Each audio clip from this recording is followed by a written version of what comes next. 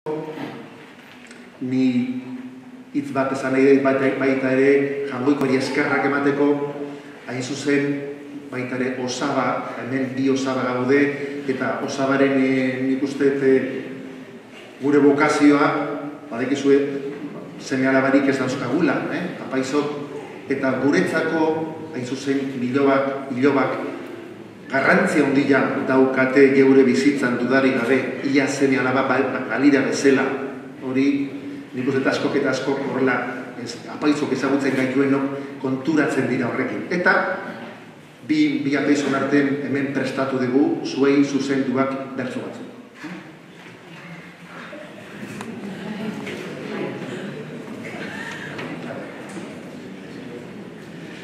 Eskoltzen zaizkigula Aitor eta Maria, maitasun altzorra da gaurko miraria. Azke izateko ona da beste eskerentzea, uztarri egunean gozoki lotzea. Santiago mendin festa familia giroa, Jainkoari eskeniz guztion geroa. Gogoan hartu gaurko hitza dela betirako, ezan sekula ere ez zaitut lagako.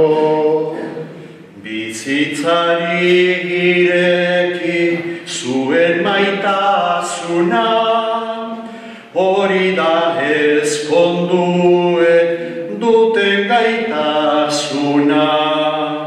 Obispo eta paizplen ere bada gure erdian, sortuko bote dira zuen familia.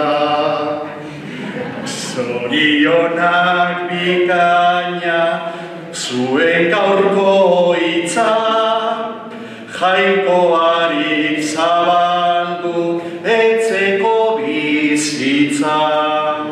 Gure Jainkoak zuen asmoak ondu bitza, zuen